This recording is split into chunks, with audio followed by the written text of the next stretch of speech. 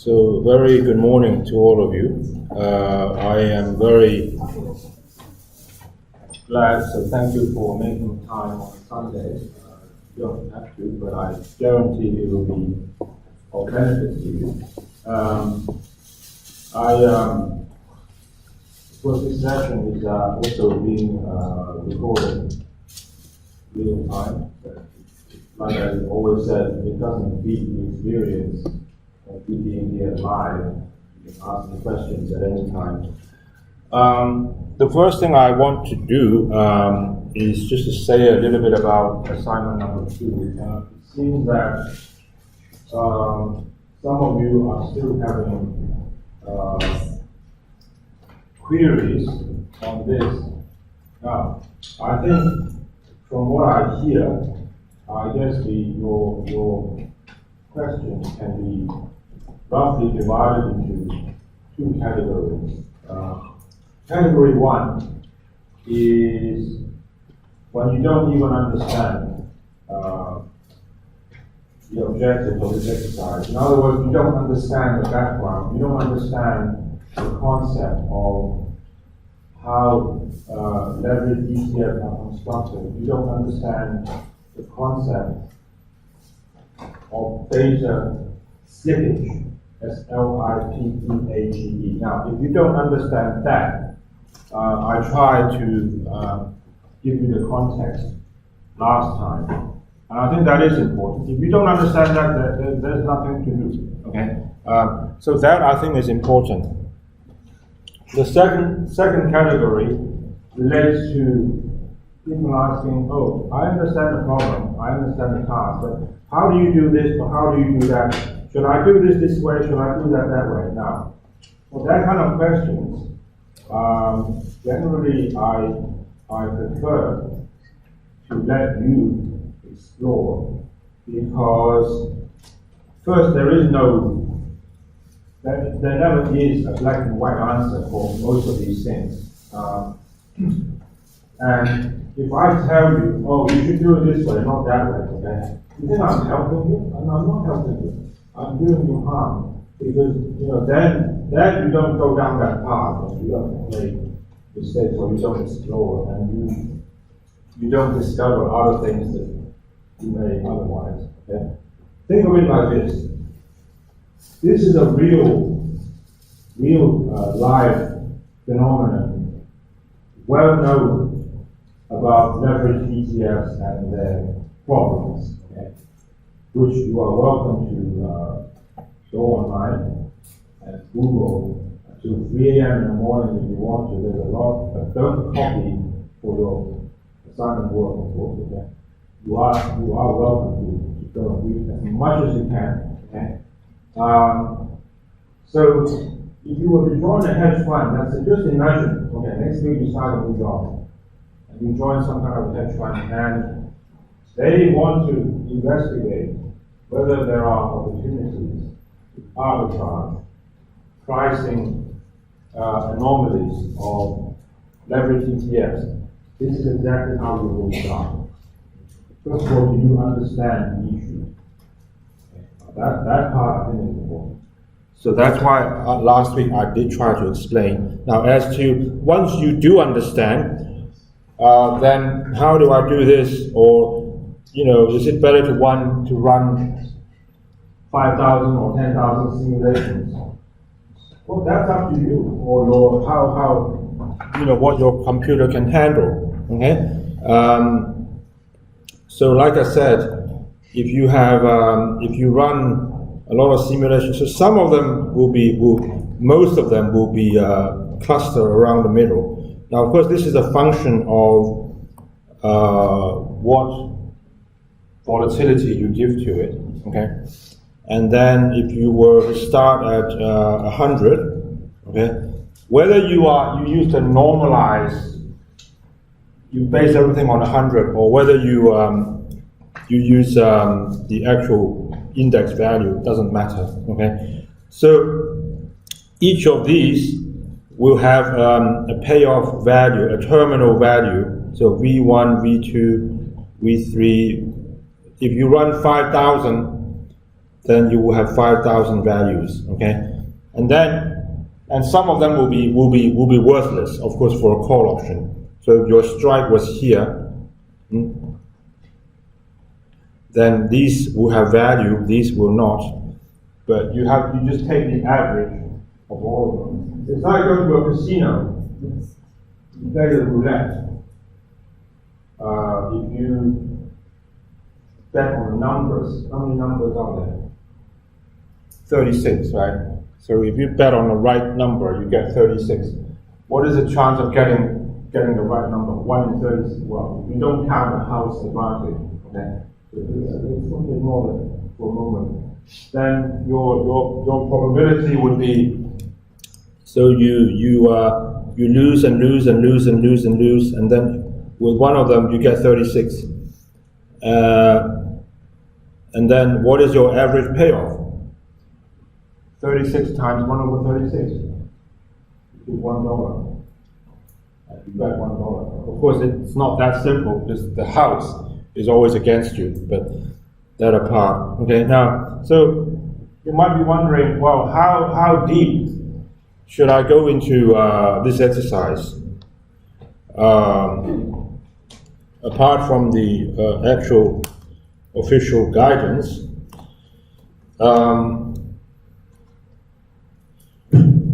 it's a little like exactly if your boss asks you to do an exercise like this, okay, you wouldn't ask them, shall I write 5 pages or 7 pages? Okay, you do as much or as little as you think is required. And we just, so last time I tried to describe to you that phenomenon of deviation and why there are deviations. Everyone is okay at least with that. Yeah, because I want to make sure you're okay with that. Okay. If you are okay, then how you take it further, I guess I leave it to your best judgment.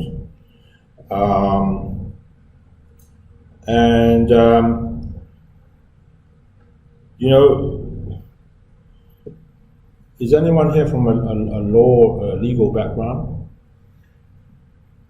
Okay, if you go to law school, have you ever heard of IRAC? You know what IRAC is? Okay, if you go to law school, any law school, I mean, that's the way the lawyers think, and you are confronted with a problem that you need to analyze, okay? So first, they will say, okay, what is the issue here, okay? What is it that we are trying to look into? And then they will say, okay, so what is the rule normally, or what is the law behind it? And then you need to analyze. So it's not simple. Some things are not so simple, black and white, okay? So you need to analyze, and then you come to some kind of conclusion, okay? Now it's very systematic. Lawyers are very logical people, sometimes not so flexible, but they are. This is not a law class. You're not going to law school, but to me, the process is roughly similar. So what is the issue, okay? So this is for law, for example, okay? But for other social sciences like finance, okay? So what is it? What is the background? What is the problem that we are looking into, okay? And then instead of saying what is the rule, okay, what are the facts? Or, okay, rule is what did you expect to find, and what is it that ends up happening? Okay, in this case, well, you have a leverage ETF 2 times, 3 times. So you expect the return or the option value to be a multiple of that. And we know very well it is not. Okay? And then you, likewise, you do your analysis, and you come to some kind of conclusion. That's it. You take that, you can do any task in the world. If you have that, don't you think? Yeah, that's all we're asking. Huh? Now, is everyone okay at least with the the concept of leverage ETFs and why it doesn't work. I want to make sure you are at least okay with that, because if you are not in that area, I do want to help you. Okay, leverage ETFs will only. I'll give you another clue. Okay, they will only work if the market keeps going in the same direction. Okay, but once you go up and down, up and down, up and down, okay, all that rebalancing, back and forth and back and forth, is what really kills you, as I tried to demonstrate last time with that very simple example, which was in the which is the one that you had to, no, it's turned itself around. This one, okay? Everyone is okay at least with that? Yeah? Okay. Some people are nodding their heads. Reassuring. Okay.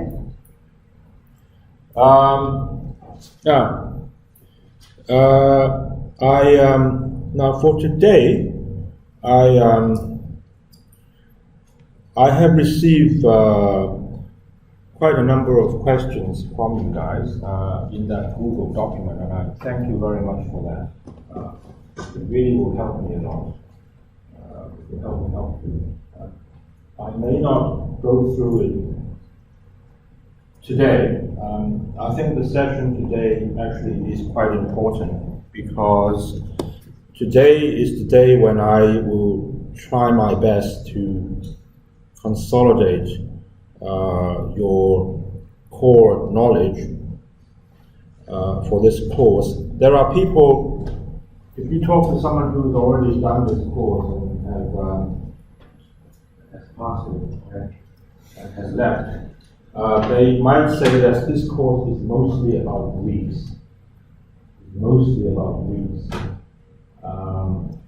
And yeah, you can make a case for that. And today, I'm going to try and focus quite a lot on the Greek alphabets.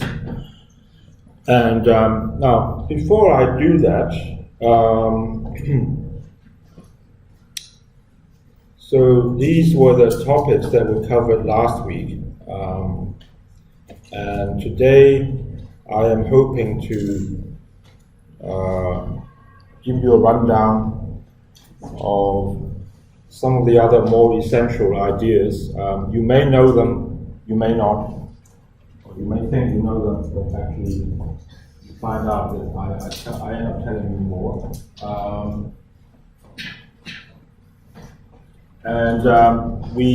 I aim to be here for no more than I want to let you get out by sometime around 12:30. Okay. So I also have appointments. I'm sure you do as well. Okay. So we'll do that and see if we can get through all of these things. And I'll stop in the middle. Okay. Now, so for next week, for Thursday, November 17th.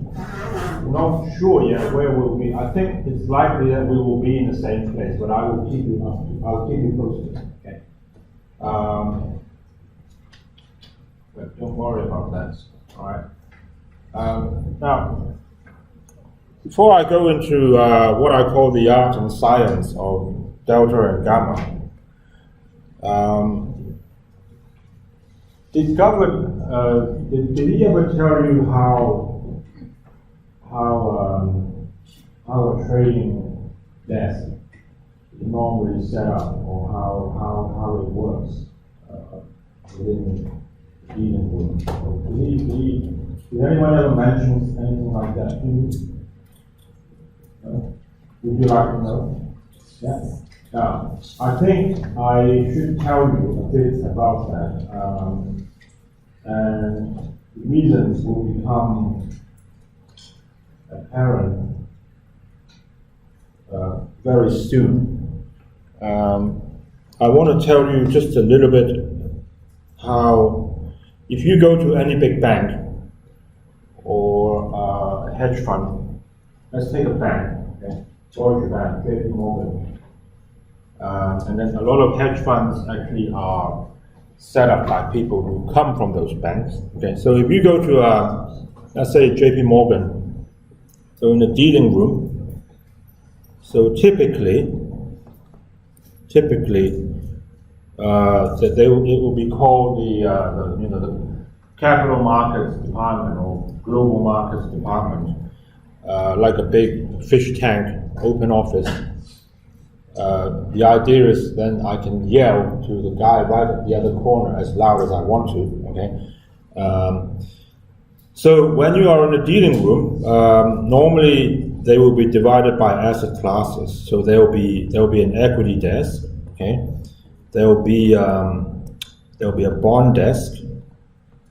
There will be a commodities desk.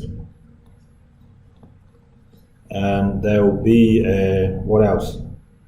FX, okay? And there will be a money market desk, sometimes called STMM, short-term money market.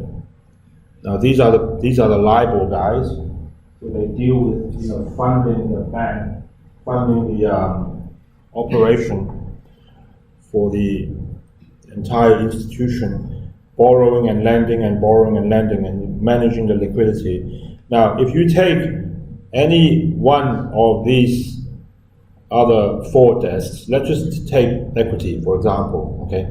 Normally, it will be divided into what I call cash equity, okay? And then equity derivative. So there will be two sub-desks, and you can do that. Cash equity doesn't mean cash, it means buying and selling actual stocks. Okay? Or cash bonds, you don't say cash FX, FX is cash. Now let's take the equity derivative, the equity desk, okay? So if you blow that up, so this is the equity department. So you will have, like I said, the cash equity, and I'm talking about, okay, so there's, so there will be sales and trading, okay? Now, I'm not really focusing so much on the sales part, okay? But there's a trading desk for cash equity, and there's also, for the derivative, there's also sales and trading. And what I want to touch upon are the trading for cash equity and for equity derivatives. Now this is really just for your interest, but it provides important and useful background, I think, for this course, and you'll see why in a moment. So the cash equity guys, it's pretty simple, okay? So up, down, in, out, yours, mine, buy, sell. Okay. So either they are buying stocks or selling stocks, and sometimes a client wants to sell, so they buy and then they keep it in their own book. It's called warehousing, and it is to a great extent what you call directional. You must have heard this word before. Okay, so it's directional. Now, the way the equity derivative desk, the way they trade is quite different, okay? So for example, if you are a customer, C for customer, and this is the bank, and let's say a customer wants to sell a call option of anything, okay? Let's say Microsoft. So the bank, or I should say the equity trading desk, the equity derivative trading desk, sorry, would buy that option. So they would pay a premium and buy an option. And quite often, okay, in a typical scenario, they would then turn around and go to the market and actually try to hedge, at least hedge the delta of the call option. Now, you all know what hedging delta means, okay? I hope you all understand, yeah? So you see what is the sensitivity of this option to market. Let's say you buy a call option, okay? So after you buy a call option, if you only have the call option, okay, do you want to see the market go up or go down? You want it to go up, right? Very good, thank you. Now, so let's say that the call option has what we call 50 delta, okay? Then what they would do is they would go to the market and they would actually short sell. I'm going to use this symbol to stand for short sell, okay? So they would short sell some stocks in order to delta hedge that option position that they have. Are you still with me so far? Yeah? It's okay? Now, so when you are long, let's stay with the call, okay? So when you are long a call, you are long delta, you are long gamma, and you are long vega. Okay, you're going to hear me talk like that for quite some time. And so you're long a call, and then you turn around and you go out and you hedge the delta. So you want to go short delta. So let's say that you buy an option and it's 50 delta, then you would actually short sell half the amount. You all understand that part, right? Yeah, so far so good. Now, once you do that, what is your net position? Your net position is you are delta neutral, at least for a short time, and then you are long gamma and you are long vega, okay? Everyone still with me? Okay? Now, it's important that you understand this because this is at the heart of a lot of things that we talk about. I now try to relate this to why is this relevant?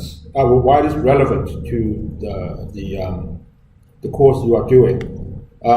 Because you must have noticed by now that with a lot of the questions that we are asking you, we are always talking about buying an option and hedging the delta, and so that we only have to think about gamma and vega.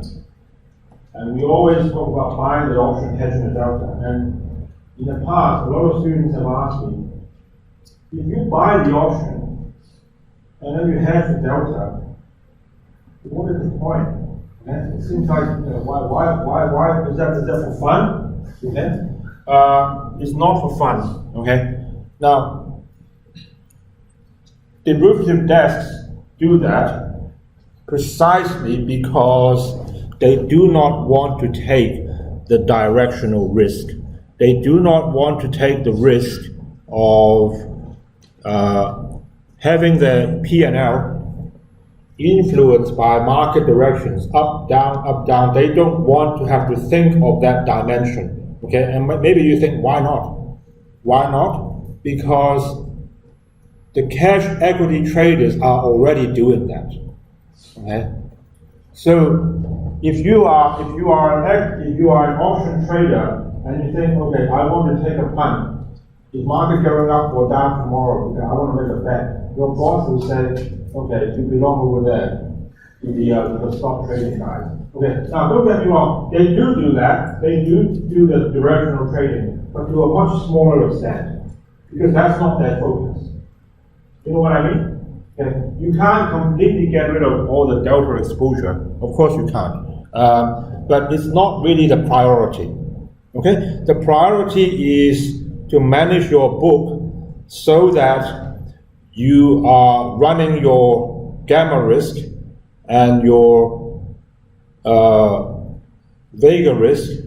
You are short theta. I prefer to say pay theta. Tobias does as well, so it avoids the confusion. So that you actually manage the other greens. So delta does not really have a high profile in the world of an option trader.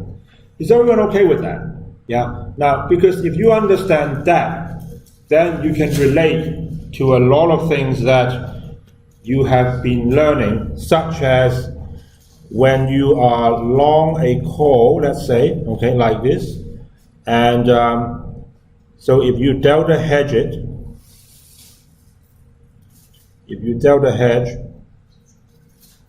so if you are long a call and you are short some shares, of course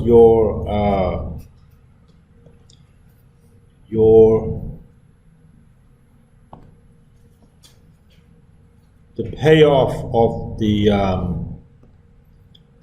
of your short delta should look like this. I know that, okay, but the green line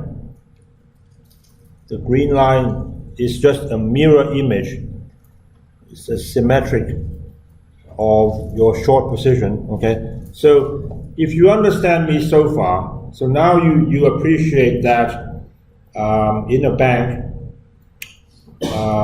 with a derivative trading desk, okay, why is it that, first of all, what they do is they will buy an option or sell an option, okay, and they will hedge the delta. So first of all, you know why, you know that, and then you know why. If you know why, it's a lot easier for you to relate to a lot of things that I will now start to tell you. So this was the price, for instance, and the price now, okay, and as the stock, if the stock price suddenly moves, so this was S1, this was the old stock price, this is the new stock price, okay, then your option value has changed from here, okay, to here, whereas your hedge, which is a delta hedge, has changed from here to here. Now, so if you call this X, and if you call this Y, and you call this Z, okay, so Z is the total change in option price, and Y is the delta component, if you like, okay? It's just a straight line, it's linear. And X, there is a name for X. Do you know what that is? Very good. Gamma revenue, okay? Now, in the end, if you want to explain the entire domain of option theory and option pricing, I think one way you can think of it is this. Okay. We know that option payoffs are curved, right? Like the one I drew. Okay. They only become a straight line right at the end, but they are curved. And yet, you are trying to hedge with a straight line when you are hedging the delta. Delta is the one that you can hedge out in the market. So you are trying to hedge a curved payoff with a linear instrument, aren't you? Yeah. So of course, in the end, you are going to have a gap, always, and that gap is the X that I have highlighted here. Okay. Now, people know that. Okay, we all know that there is a gap. There always will be a gap. It's not a problem. Okay. The challenge is, how do you quantify what that gap should be? And I think that is really at the heart of option trading, option pricing and option trading. And as you will see in the coming sessions, we go back to that point again and again and again. Okay? It's all right. I think I want to tell you that because if you are with me so far, it makes a lot more sense what you are going to see. How do I want to make this bigger? Hold on.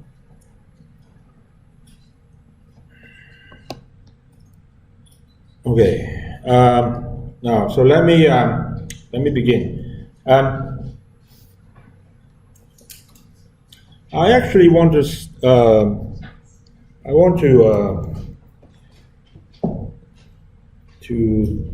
start with a little what are they called? Puzzle.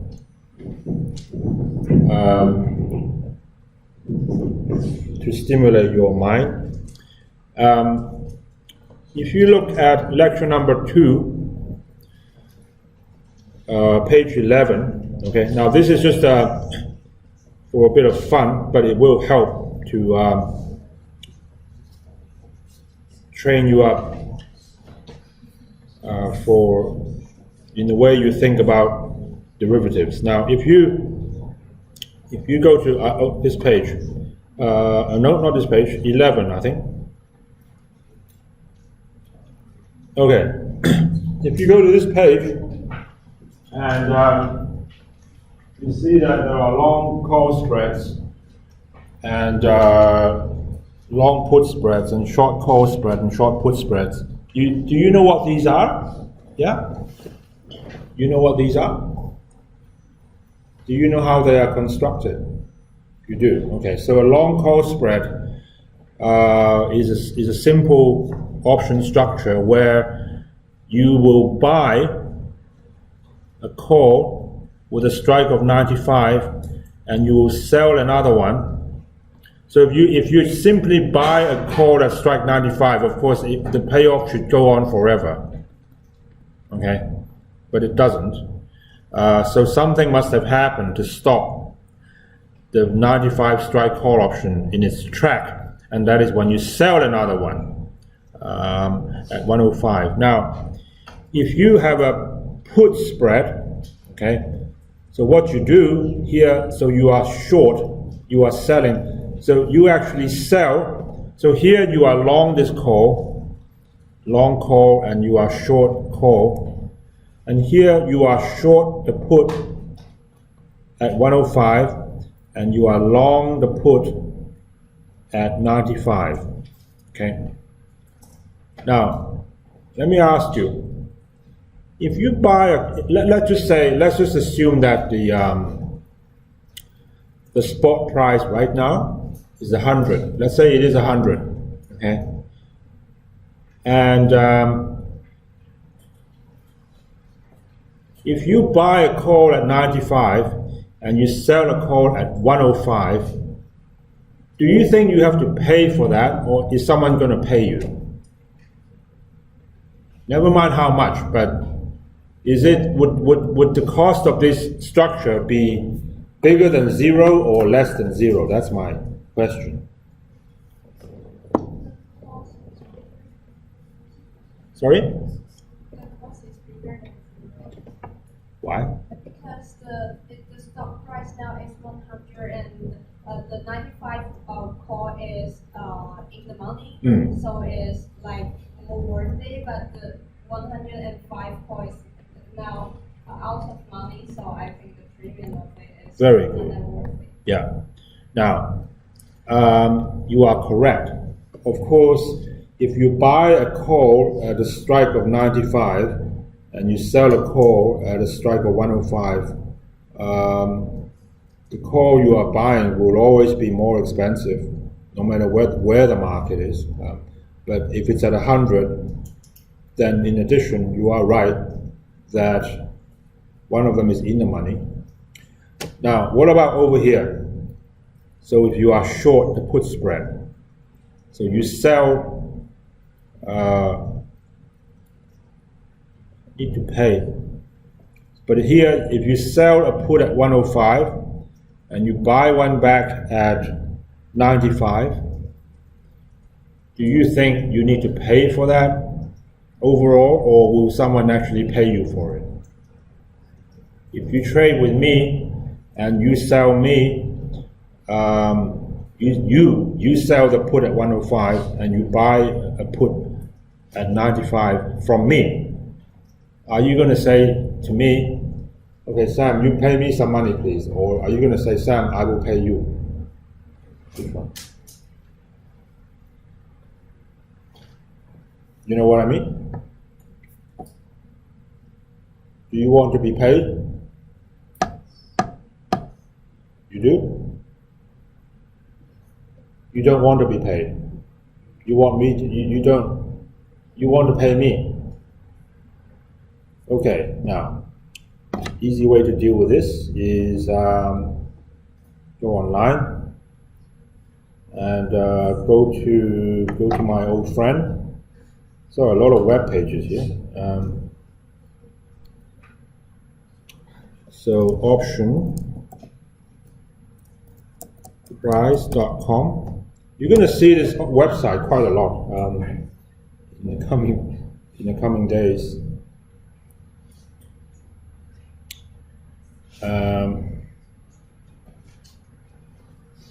So let's just keep the underlying at 100, exercise 100 days. I'll make it 90 days just to make it more interesting. I'll get rid of the interest rate and the dividend just to make it simple.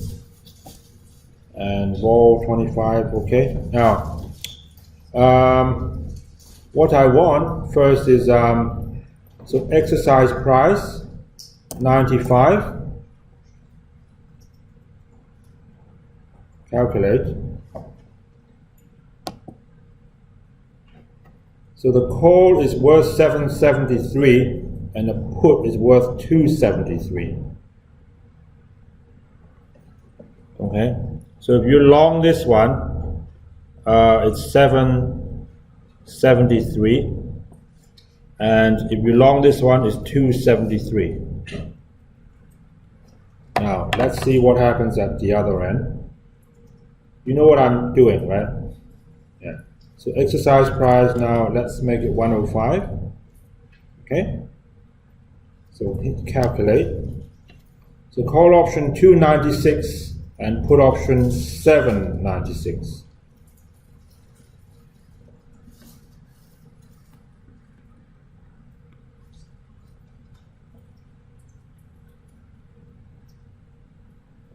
Okay. Now what does that mean? That means on the top left-hand corner, if you were to buy the call at 95 and sell one at 105, you do indeed need to pay approximately $4.70, okay? Because this one is more expensive. As you pointed out earlier, thank you. Now, here, if you sell the short put spread, you sell this one, someone needs to pay you around $8. And when you buy this back, you buy the 95 put, you only need to pay $273. So all in, you should expect someone who, if someone is honest, okay, like me, okay, to pay you around what, $5.20, something like that, correct?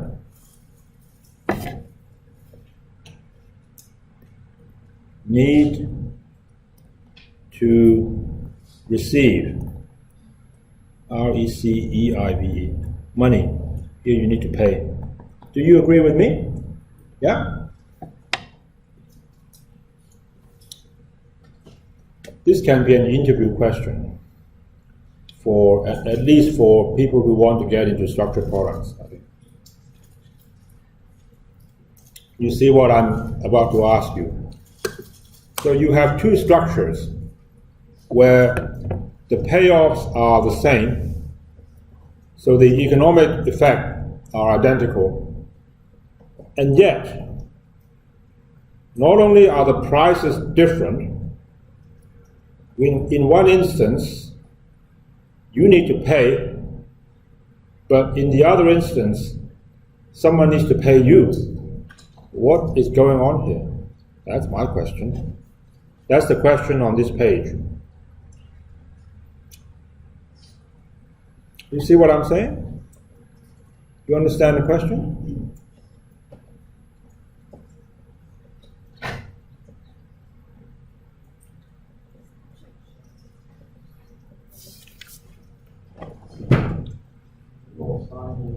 Just for the record, so I know you understand the question? You understand that? Who knows the answer? Or who wants to have a go? We have different market expectations, so you use different structures. A low-layer payoff seems like the same, but if the market goes into different directions for profit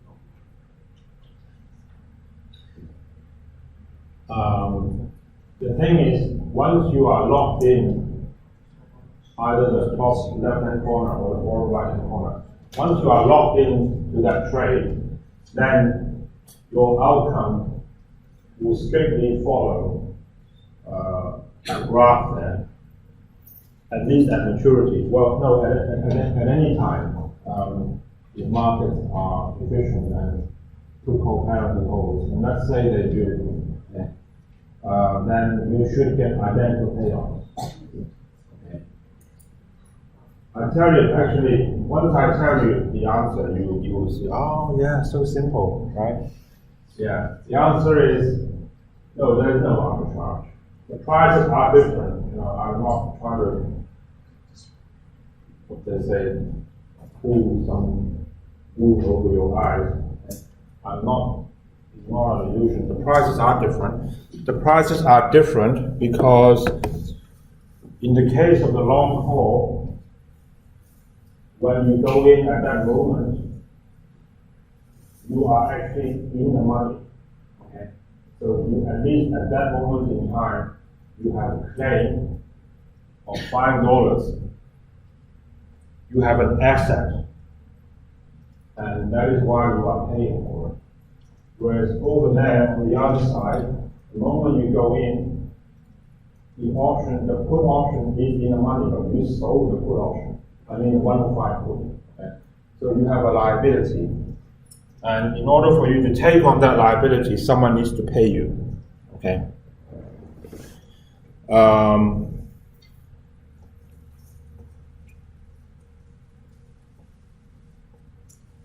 Okay? So that's the little riddle, yeah? Now, let me go on to a few more slides regarding delta and gamma. Now, you must know by now, I hope, that delta can go from 0 to 1 or 100% if you want, okay, whatever. And it's around 0.5 or 50%, or sometimes we call it 50 delta when it's at the money. And it changes fastest when it's at the money. And it changes faster for short maturity. Now, I don't really want you to remember these things, and one of my objectives would be, by the end of our sessions, you don't have to remember these things, because and you will be able to figure them out naturally. And now for gamma, it can go from really from anywhere to anywhere, okay? Minus to plus infinity.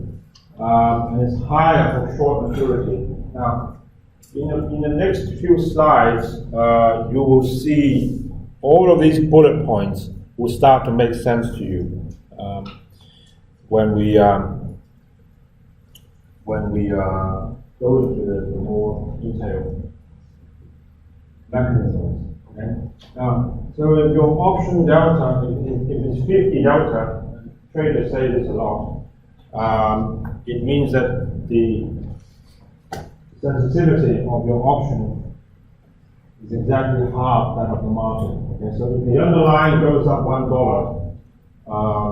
the option price will go up 50 cents. Okay. Please remember that when we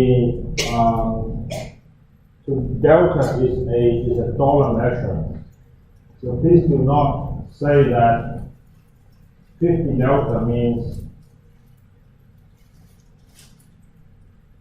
if the stock price goes up 1%, option price goes up 0.5%. We are not saying that. We are not saying that. Okay?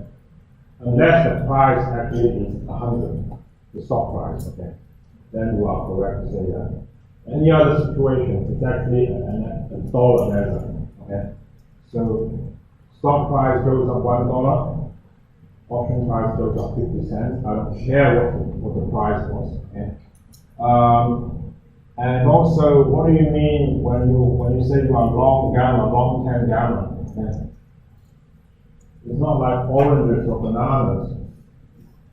You can't buy gammas in 7-Eleven, right? So it's long 10 gamma. Actually, the way this is kind of similar to delta. The way it's presented, at least for this course, these are dollar gammas. So you just use that gamma parameter to multiply your price change directly, and you will get the P&L. Okay, we'll look at examples of that shortly. Okay. Now, you might remember this, and I get asked quite often about this table, which is if you are trading. Again, this is an example of a calendar spread, where you sell, so there are two calls, strikes are the same, and one is shorter than the other. So there's a December call, and there's an October call. So you are long the long one, and you are short the short one. Can you see that? So short the short call, long the long call, and with the same strike. And there's a table here trying to analyze the behavior. And let's say when you do this trade, the price actually is 100, the price of the stock. All right. And if your option, your package, okay, is $1. So if you buy if you long the long one and you short the short one, first of all, without even looking at any of the details, can you tell me, do you need to pay or is someone going to pay you?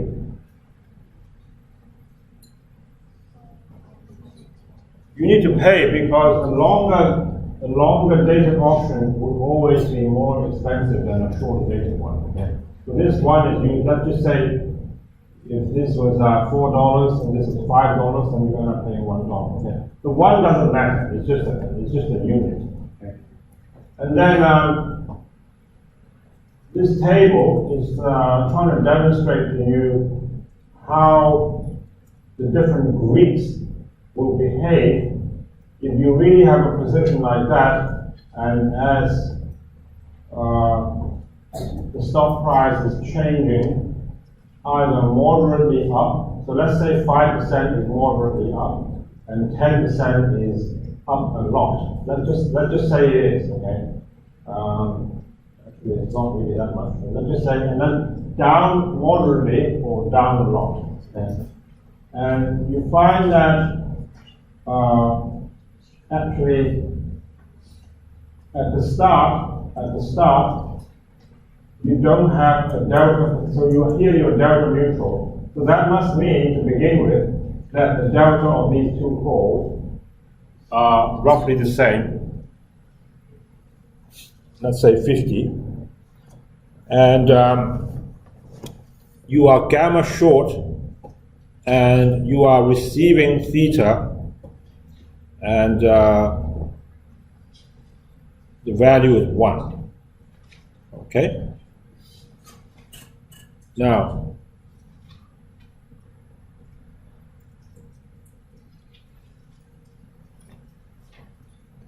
let me try to define a little bit what does it mean when you are receiving theta.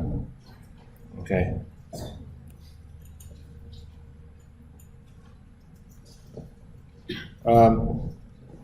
So theta is a funny one.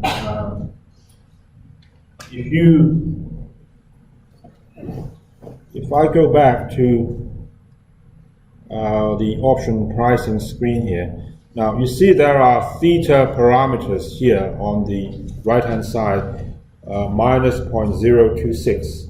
Now theta is just a measure of how your option price will change from one day to another if everything stays constant. Okay, so that's why last time I drew that. If you remember,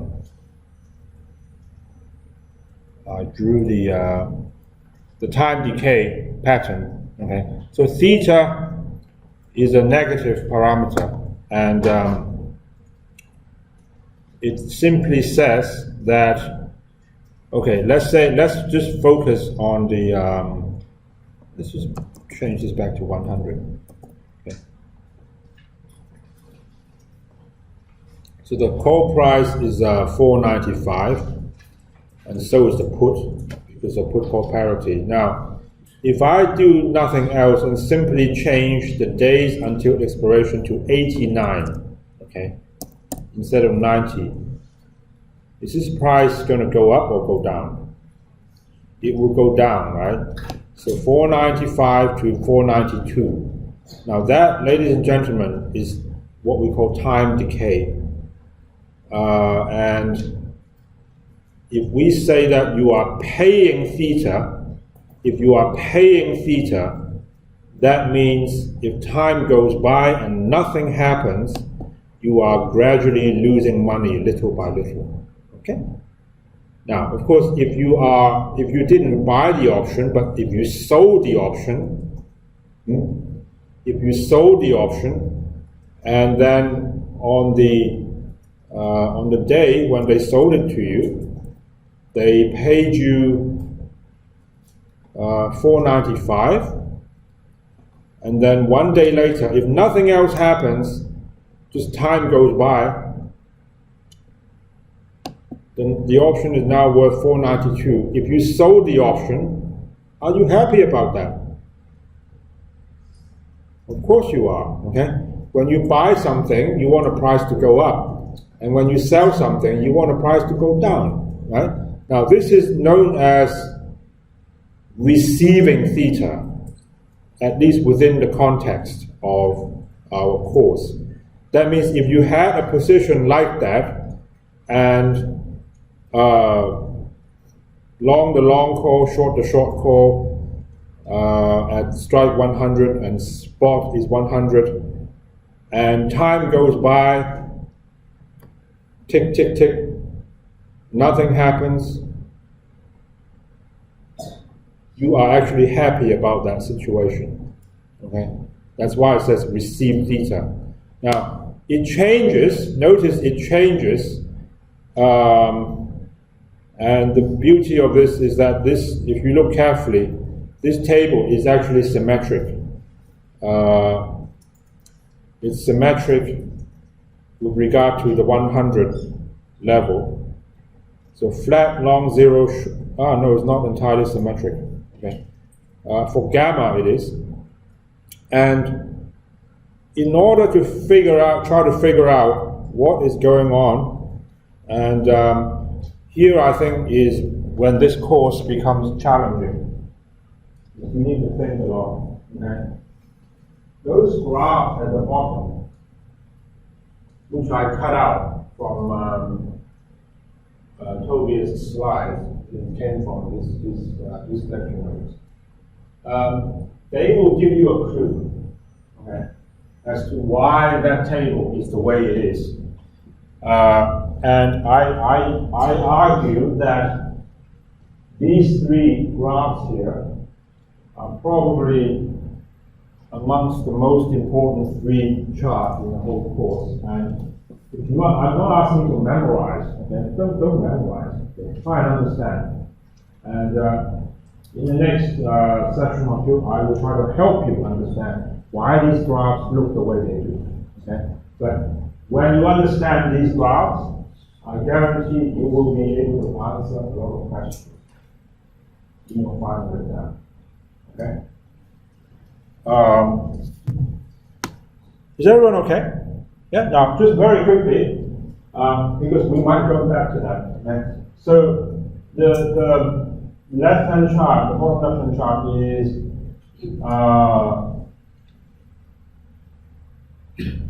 you just bought an option. Let's say you went long an option, and I think these actually refer to call options: call delta, call gamma, and call theta.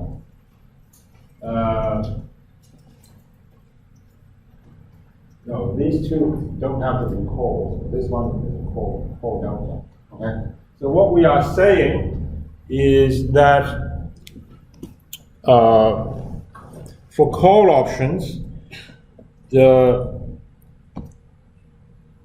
delta goes from 0 all the way to 1, and if your option is very, very out of the money, of course it's close to 0, and it doesn't actually do much until you get to, so the strike of the call is about 50, okay?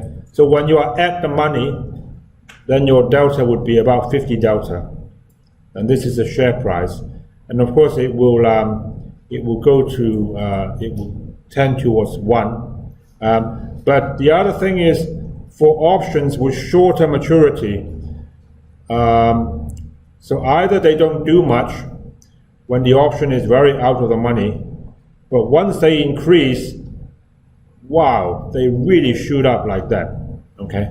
But for longer maturity, that is not the case. So already you can see, so for delta, why is it? I'll just make one example. Okay, I encourage you to try to make sense of all the 20 squares here, but I'll give you one example. Okay, so let's take this one. Okay, so now the price of the stock has decreased to 95, and as I said, you are long the long one and short the short one. So let's say this is a long maturity. And so you have a delta here of, let's say, around 40, okay? But the option that you are short has a delta of, let's say, 20, okay? And the same spot price.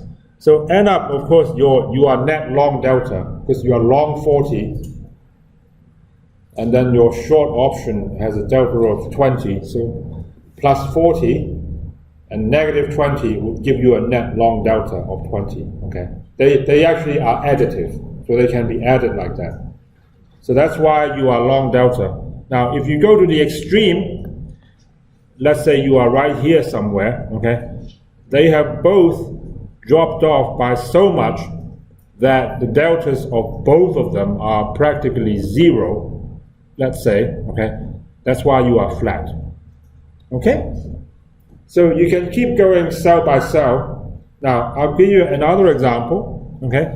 So here, for gamma, so when you start, why is it that you are short gamma? Well, the clue, can you read that?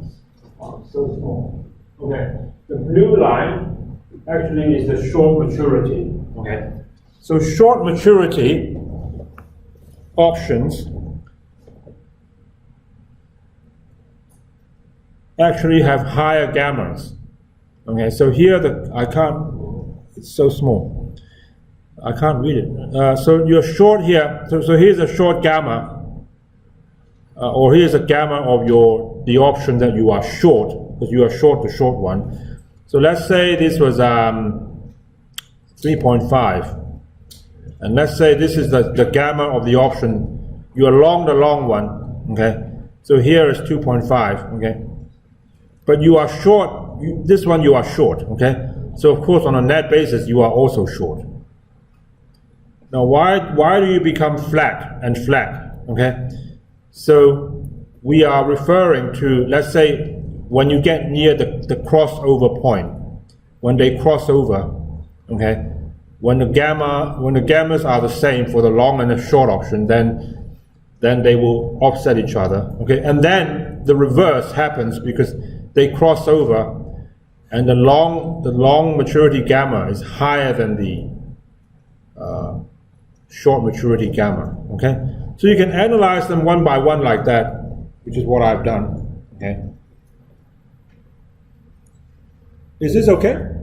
Now I'll tell you, this is quite essential, really, for you if you want to do well in the course, and I'm sure you do. Okay, these couple of pages are the best exercises you can do to train up your mind.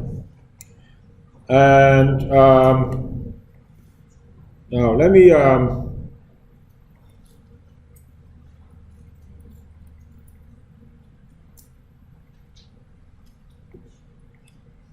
okay, let me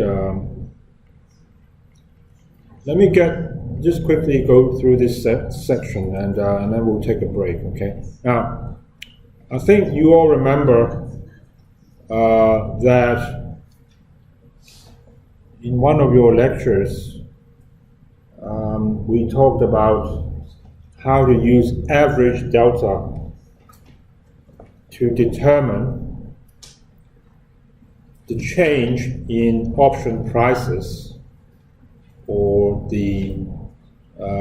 and then leading into the gamma revenue that you earn. Do you remember that chapter, that lecture? Okay, so in lecture 4. Let's see if I can find that.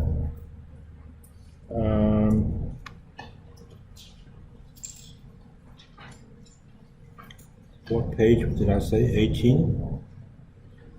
Is it 18? Because these.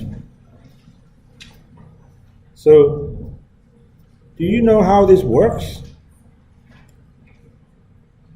You are using, so you have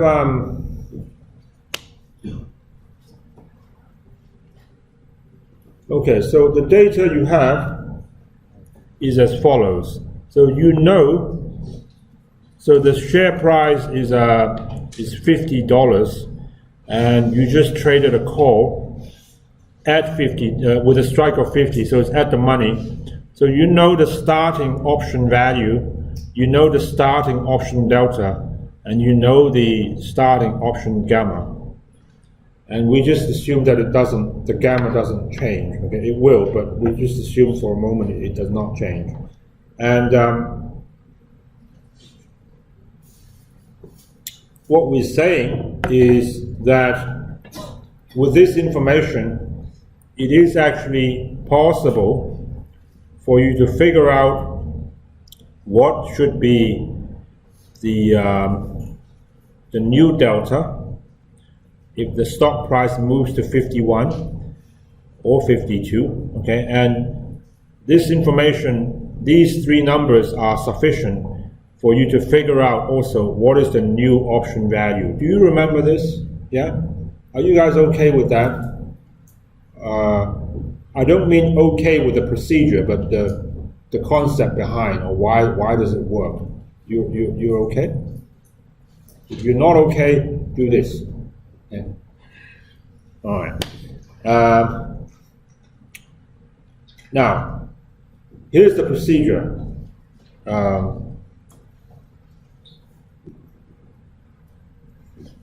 let me try and explain. Okay, I will explain to you the concept first, and I'll show you the simple math after the break. Okay, now the concept is as follows.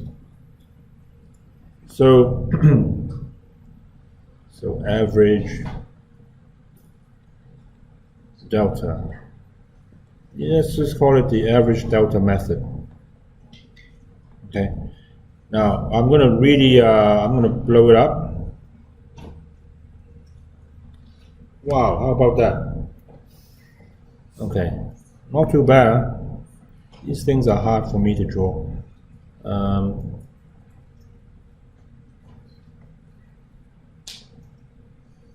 Okay, so what you have is you trade an option. So let's say you buy a call, so you long a call at 50, whatever. It doesn't matter. Okay, X is 50, and now the price moves. The price of the stock. So it started at 50 and it goes to 51. You're okay so far? Yeah? And we are asking what happens to your option value given that you only know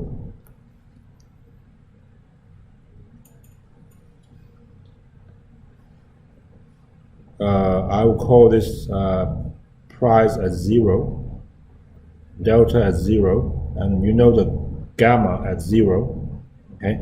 Given that you know these parameters, can you work out what is the new option price?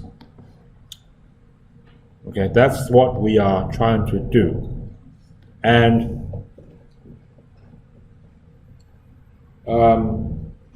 now the way you do that is really quite simple.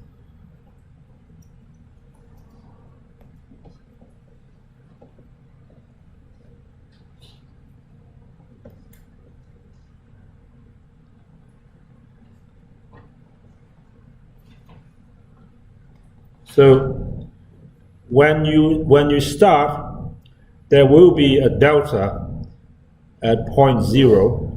And here, there's a delta, I call it delta 1 and gamma 1. Gamma 1 I'm not so concerned with right now because they assume that it will be the same. Okay, so there's a delta here, and the delta, what is the delta here? Well, the delta here is just the slope now of the new tangent touching that point where the price has moved to. Okay, so here you have a delta 1 and here there's a delta 0. Now the way you can find out the change in the price, this is the change of the option price, so I'll call it change of C, change of the call, is you simply ask yourself, okay, I have a delta here 0 and I have a delta here, delta 1, so that would enable me to figure out what is the average delta. And in order for you to find out what is the change of price of the call, you just find the average delta and you multiply that by the change in the stock price. Now, all I'm doing is I'm repeating these steps that were in the lecture. Okay? Calculate the delta at different share prices, the old one and the new one. So there's an old delta, there's a new delta, and therefore there's an average delta. Okay? And then you calculate the change in option value by applying the average delta over the share price move. Now, of course, then the question is how do I work out what my new delta should be? Okay? How do I do that? And that comes from, if you know your gamma at the start. Now, please remember, gamma is actually a second derivative. Gamma is how your delta is changing when the price is changing. So we know that your delta will change from delta to 0 to delta 1. How much? Okay, gamma is the one that gives you a clue to that. And to make a very simple example,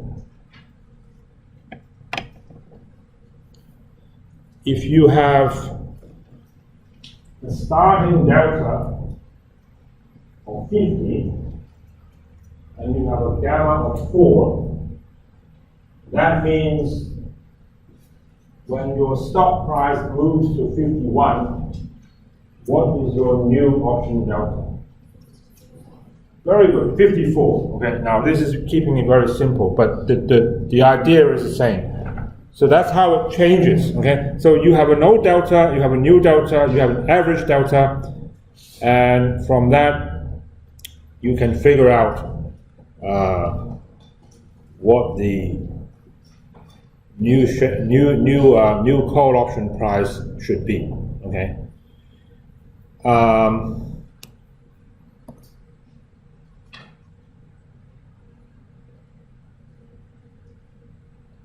So this is called averaging the delta. Now, of course, how do we know that it works? And after the break, I'm going to just try to share a little bit of theory with you, just to demonstrate that it all makes sense. It all hangs together, and there is a